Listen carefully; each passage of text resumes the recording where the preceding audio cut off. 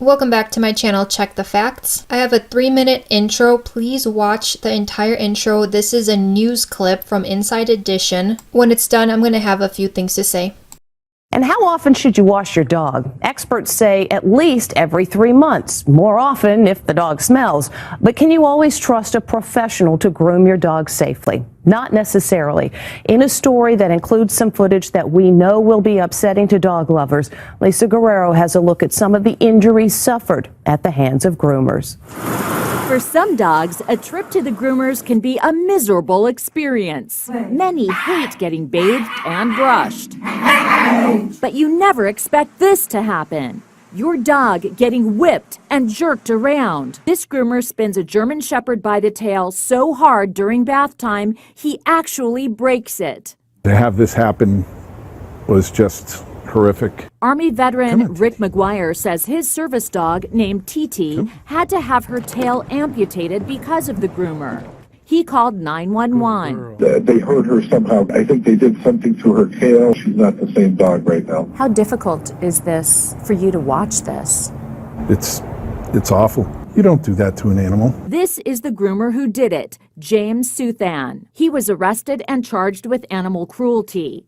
He's pleaded not guilty. It was absolutely disgusting. Brevard County, Florida Sheriff Wayne Ivey is a huge animal lover. He actually takes his bloodhound, Junie, everywhere he goes. What should happen to the man in that video? Oh, he should spend a significant amount of time in our jail. We caught up with Southan in this parking lot. I'd like to ask you about the dog that you're accused of abusing when you were grooming it.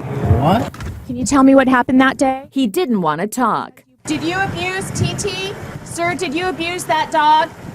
It's okay, baby. Rick says TT has never been the same dog since the incident. There's no forgiving what happened. Linda Chesla says there's no forgiving what happened to her Shih Tzu named Rookie. Rookie was getting groomed when video shows his head being slammed into the table. He just took his head and banged it just like that on the table real quick. Linda's vet told her the force of the blow burst blood vessels in Rookie's eyes. Linda called 911. My dog was abused at the groomers today, and his eyes were full of blood. The groomer, Joshua Allen Mitchell, was charged with animal cruelty. But Linda says she was shocked to hear the charges were later dismissed after he agreed to complete an intervention program. I told the prosecutor, I don't care what else happens. I just don't want him working with animals. Mitchell lost his job in Tampa, so what's he doing now? He moved 1,000 miles away to Texarkana, Texas, and opened up a new grooming business called Bubbles and Biscuits. I'm Lisa Guerrero with Inside Edition. We'd like to ask you about Rookie, the dog that you groomed in Florida. He was pretty tight-lipped. Do you think that you're safe around animals? I'm very safe, but no comment. Rookie's owner says that you abused Rookie. What's your response to that? No comment. Thank you. We showed the video to grooming expert Joey Villani. It's total abuse. The fault, he says, lies not with the dog, but the humans. We can never lose our temper, no matter what. Groomer cannot lose their temper. In most states, there is no license required to be a dog groomer. Experts say you should always inquire what kind of training your groomer has, and you can always ask to stay with your dog while it's being groomed. So yesterday, May 23, 2019, besides going to Yelp and leaving a bad review, I went to Google and I wrote a review. There were 12 reviews, all of which were 1 star, and only 1 review, which was 5 stars under the same name I see in today's review, which apparently only has 2 reviews, but when you click on it, there's still only 1 review. And it's the 5-star review because this guy, Joshua Allen Mitchell, who slammed the dog's head against the table, took it upon himself to make sure that no bad review is seen except his, which he put up under a different name. When I went to rewrite a review, it wouldn't let me. So of course I wrote to Google. But thank goodness that he can't do anything about Yelp, because at Yelp there are 25 reviews, all 1 star. All of these people saw this news clip.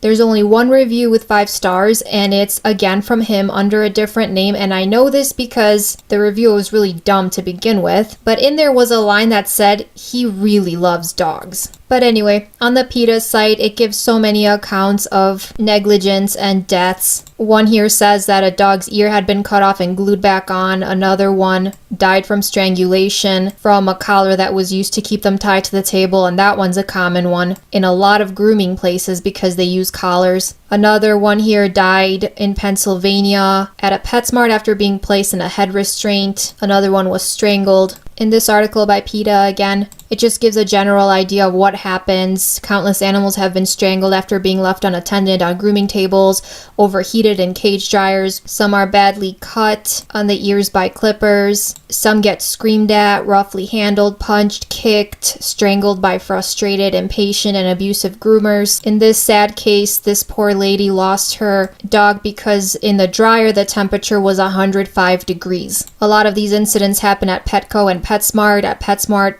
in this article, 47 dogs died after grooming at PetSmart over the past decade. So because I use this channel more for fact checking than I do for just random stuff, what's the fact here? The fact here is that you can't trust all groomers. And though I say this to the people who have pets and love them, this is also for people who don't like dogs and cats and pets, or any animal, but should still stand up for them because none should ever be treated this way. Unfortunately, the elderly get abused and hurt in nursing homes and hospitals. Children get hurt and abused as well, but so do animals. Pet owners, please be smart. If the grooming place has no windows for you to see what's going on, do not leave your pets there. Also, for some weird reason, they never allow you to see or know anything that happens in the washing area and the drying area. It's always behind closed doors. And if they are restricted in that, do not let your pets go in there. Too many people are trusting and then it ends up being their dog or cat. So be smart, ask questions. You are not inconveniencing anyone by covering the life of your loved one. And I say loved one because pets are family to a lot of people.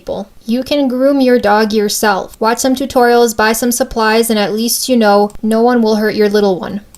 Now you're probably thinking, but check the facts. This is so unchristian of you. What about forgiveness and rehabilitation so a person can change? And that's where I tell you, how about some wisdom? To know when someone's a liar and a fake and is not rehabilitating and changing, who after he is fired from his job travels 1,000 miles to Texarkana and opens up another shop as the owner who he is not held accountable to because he is the owner, so he can do whatever he wants, and then proceeds to write a 5-star review about himself and then takes off all the other reviews on Google because they do not make his new palace of abuse look good. I do believe in forgiveness and rehabilitation and giving chances, but the actions of this guy does not show someone who is rehabilitating and changing. Wisdom is a supernatural thing. God gives it to those who seek it, and I am not about to be a fool. Just make good choices, okay? If you like this video, subscribe to my channel and check out my other videos. Make sure your notification bell is turned on so you can get updates for new videos and answers to your comments.